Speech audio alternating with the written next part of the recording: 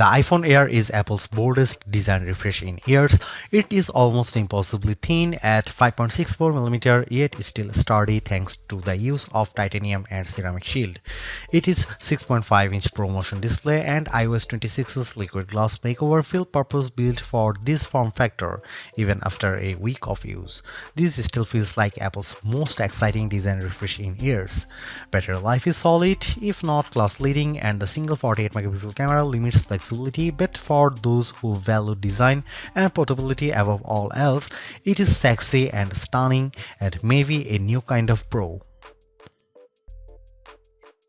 If you are following the Apple rumor cycle, we were all expecting an ultra-thin iPhone to be released, one that would potentially go thinner than the iPhone 6 or 6 Plus, be more stunning than the iPhone X, and offer a truly refreshed look and feel for the iPhone. The launch event's awe-dropping tagline set the bar high, and the iPhone Air cleared it with room to spare. It's not the first ultra-thin phone. The Galaxy S25 Edge measures in at 5.8mm, but it still feels as stunning, sleek, and sexy in my hand right now after living with it for a week as it did during my brief hands-on session following the launch event. It feels as exciting as the iPhone X in that it might give us the playbook for the modern iPhone going forward, or at least show us one half of the purportedly incoming foldable iPhone.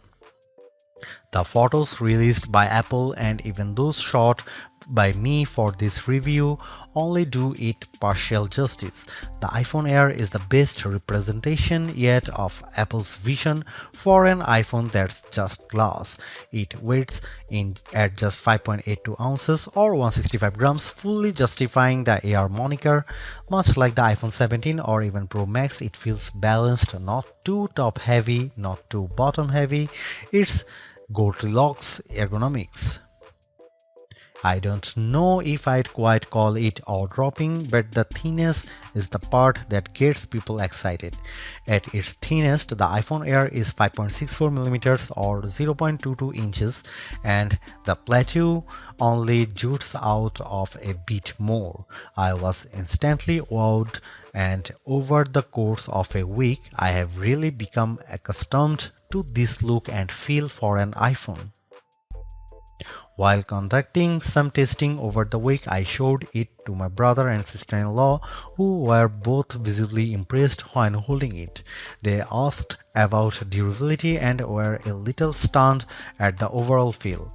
Then came the questions about battery life and the camera, both of which I will address below, and whether the USB-C port was thinner. On that last point, it is still a regular USB-C port, but to fit it in this frame and get in this small, Apple's design team started by 3D printing a custom one. And given how thin this phone had to be, Apple went back to grade 5 titanium for the shell and sides of the device. To further enhance the looks, it has a polished finish. My sky blue review handset is different from the MacBook Air and iPad Air colors of the same name. It is a bit lighter and pastel-like. I really like it, and the Air also comes in light gold, space black, and cloud white. While the innermost layer of the iPhone Air sandwich is made of that strong titanium, which can bend slightly under pressure but is designed to spring back, it's topped and bottomed with glass and glass ceramic, specifically Ceramic Shield 2 on the front and the Ceramic Shield on the back. The rear, like the iPhone 17, is mostly frosted matte glass, while the top bump gets the glossy finish. Apple says the Air is 3 times more scratch resistant on the front, so I've still been careful sliding this in and out of my front or rear jeans pockets, and the back is 4 times more crack resistant. It also has the same IP68 rating for resistance to dust and water as the iPhone 17, 17 Pro and 17 Pro Max. It survived a light drizzle shortly after I unboxed it in Apple Park.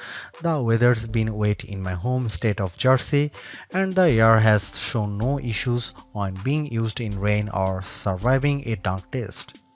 Even given the extreme thinness here, you still get the usual buttons you would expect on an iPhone.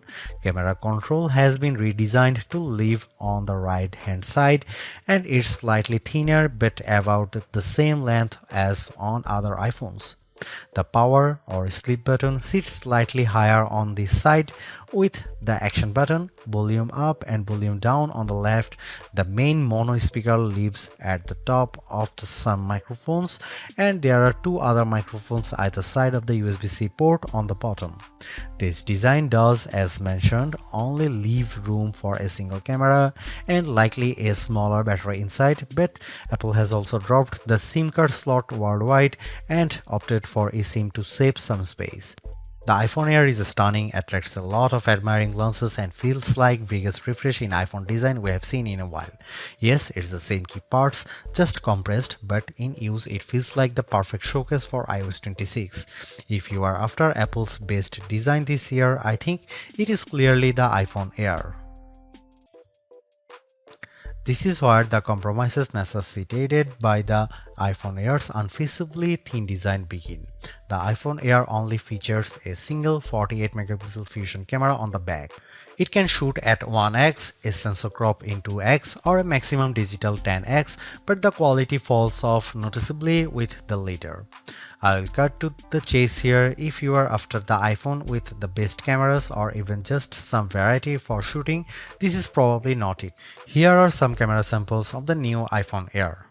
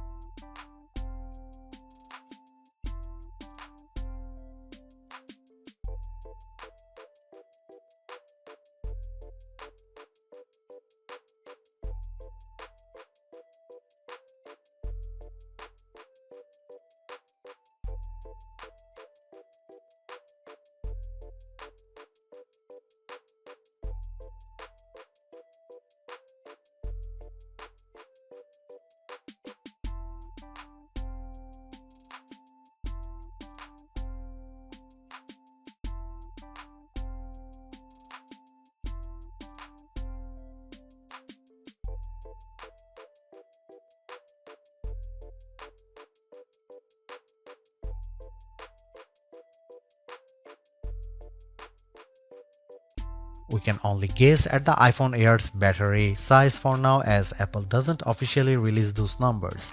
It is clear though that the company has squeezed as large a cell as possible inside this ultra slim smartphone.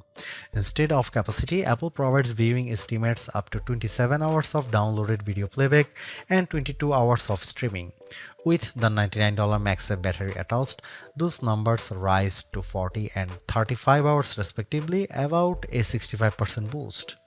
In my experience, the iPhone Air generally lasts through a workday 6 to 8 hours depending on use. That's behind the iPhone 17, 17 Pro and 17 Pro Max, but it still meets Apple's all-day standard. On the test, I took it off a charger at 7:30 am and it lasted until 5:50 pm or 10 hours and 20 minutes. At best, I recorded 6 hours and 35 minutes of active screen time. On average, I got around 4 hours and 45 minutes. During my first few fast charges, the top of the camera plateau and the area beneath it did get warm, mostly between 0% and 50% before cooling down. This isn't unusual for fast charging and reflects the component layout. Power users will likely need to recharge by the time they get home. Apple's slim MagSafe battery nearly matches the Air's profile, adding only a bit more thickness than the camera bump. It recharges intelligently throughout the day, manages heat well, and uses pocket detection to optimize charging times. Optional, yes, but it complements the iPhone Air experience nicely. The iPhone Air delivers remarkable performance in a super thin and light design that's very durable. I especially like getting A19 Pro power in something this compact, but you have to make some trade-offs for the steep $999 price. You get only a single rear camera, which means no telephoto zoom, ultra-wide or macro shots, and while the Air's battery life is solid, it's a few hours behind the iPhone 70 Pro Max.